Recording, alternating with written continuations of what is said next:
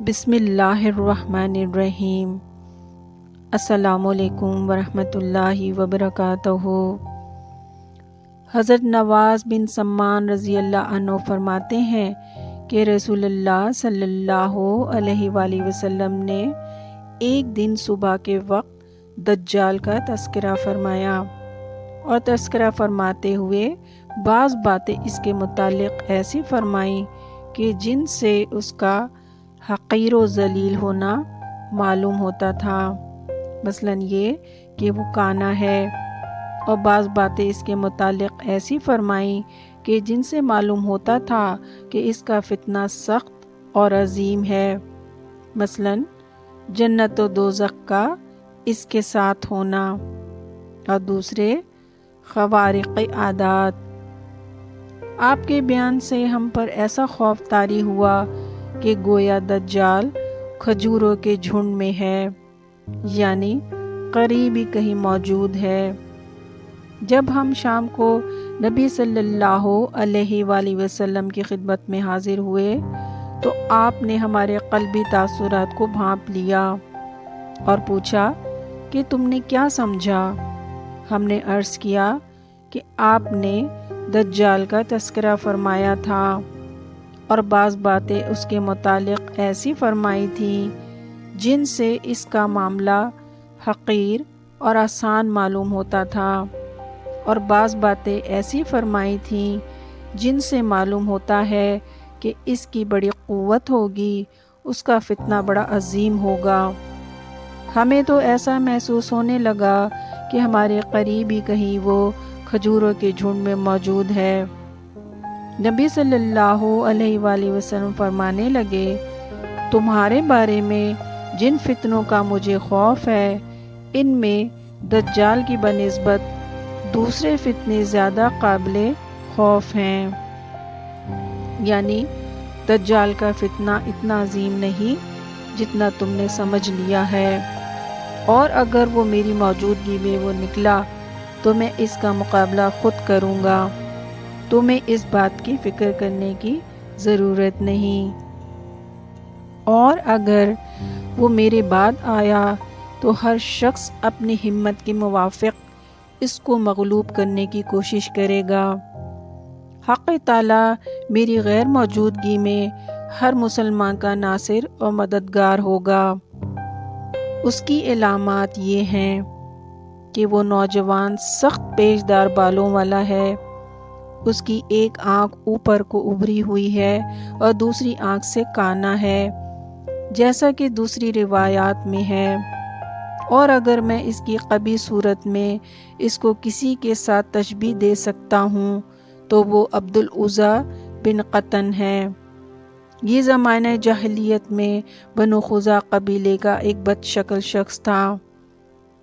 اگر تم میں سے کسی مسلمان کا دجال کے ساتھ سامنا ہو جائے تو اس کو چاہیے کہ وہ سورۃ کہف کی ابتدائی آیات پڑھ لے، اس سے دجال کے فتنے سے محفوظ ہو جائے گا۔ دجال شام اور عراق کے درمیان سے نکلے گا اور ہر طرف فساد مچائے گا۔ اے اللہ کے بندوں، اس کے مقابلے میں ثابت قدم رہنا۔ ہم نے عرض کیا، یا رسول اللہ، وہ زمین میں کس قدر مدت رہے گا؟ آپ نے فرمایا، وہ 40 دن رہے گا، لیکن پہلا دن 1 سال کے برابر ہوگا، اور دوسرا دن 1 ماہ کے برابر ہوگا، اور تیسرا دن 1 ہفتے کے برابر ہوگا، اور باقی دن عام دنوں کے برابر ہوں گے۔ ہم نے عرض کیا، یا رسول اللہ، وہ دن 1 سال کے برابر ہوگا، کیا ہم اس میں صرف 1 دن کی 5 نمازیں پڑھیں گے؟ آپ نے فرمایا، نہیں، بلکہ وقت کا اندازہ کر کے پورے سال کی نمازیں ادا کرنی ہوں گی۔ پھر ہم نے عرض کیا، یا رسول اللہ، وہ زمین میں کس قدر سرعت کے ساتھ سفر کرے گا؟ فرمایا، اس ابر کے مانند تیز چلے گا جس کے پیچھے موافق ہوا لگی ہوئی ہو۔ پس دجال کسی قوم کے پاس سے بھی گزرے گا، ان کو اپنے باطل عقائد کی دعوت دے گا اور وہ اس پر ایمان لے آئیں گے، تو وہ بادلوں کو حکم دے گا کہ وہ برسنے لگیں گے، اور زمین کو حکم دے گا تو وہ سرسبز و شاداب ہو جائے گی اور ان کے مویشی اس میں چریں گے۔ اور شام کو جب واپس آئیں گے تو ان کے کوہان پہلے کی بنسبت بہت اونچے ہوں گے اور تھن دودھ سے بھرے ہوئے ہوں گے اور ان کی کھوکیں پر ہوں گی۔ پھر دجال کسی دوسری قوم کے پاس سے گزرے گا اور ان کو بھی اپنے کفر و اضلال کی دعوت دے گا، لیکن وہ اس کی باتوں کو رد کر دیں گے۔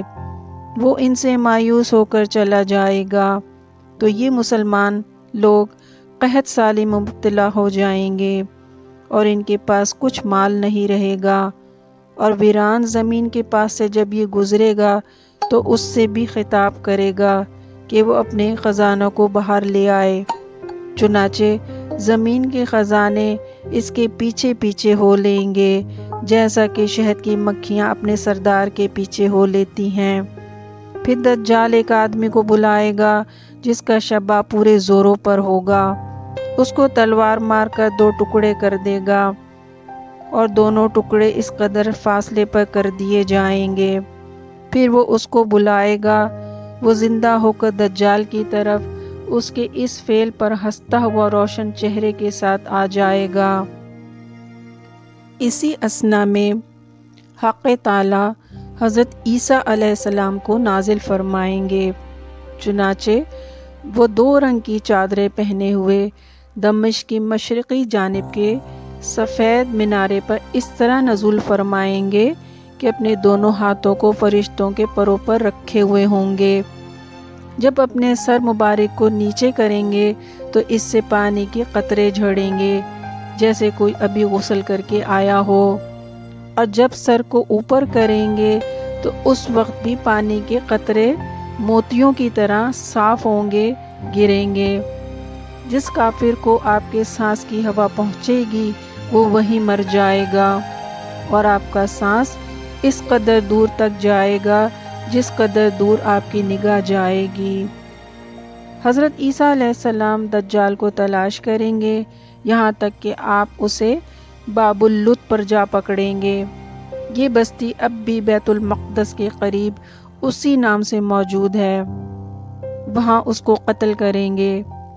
پھر حضرت عیسیٰ علیہ السلام لوگوں کے پاس تشریف لائیں گے اور بطور شفقت کے ان کے چہروں پر ہاتھ پھیریں گے اور جنت میں اعلیٰ درجات کی ان کو خوشخبری سنائیں گے۔ حضرت عیسیٰ علیہ السلام ابھی اسی حال میں ہوں گے کہ حق تعالیٰ کا حکم ہوگا کہ میں اپنے بندوں میں ایسے لوگوں کو نکالوں گا جن کا مقابلہ کرنے کی کسی کو طاقت نہیں۔ آپ مسلمانوں کو جمع کر کے کوہ طور پر چلے جائیں۔ چنانچہ حضرت عیسیٰ علیہ السلام ایسا ہی کریں گے اور حق تعالیٰ یاجوج ماجوج کو کھول دیں گے، تو وہ بہت تیزی کے ساتھ ہر بلندی سے پھسلتے ہوئے دکھائی دیں گے۔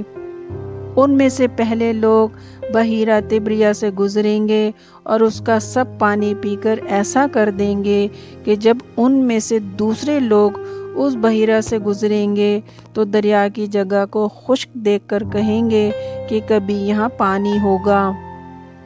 حضرت عیسیٰ علیہ السلام اور ان کے رفقا کوہ طور پر پناہ لیں گے، اور دوسرے مسلمان اپنے قلعوں اور محفوظ جگہوں میں پناہ لیں گے۔ کھانے پینے کا سامان ساتھ ہوگا مگر وہ کم پڑ جائے گا، تو ایک بیل کے سر کو 100 دینار سے بہتر سمجھا جائے گا۔ حضرت عیسیٰ علیہ السلام اور دوسرے مسلمان اپنی تکلیف دور کرنے کے لیے حق تعالیٰ سے دعا کریں گے۔ حق تعالیٰ دعا قبول فرمائیں گے اور یاجوج ماجوج پر وبائی صورت میں ایک بیماری بھیجیں گے، اور یاجوج ماجوج تھوڑی دیر میں سب کے سب مر جائیں گے۔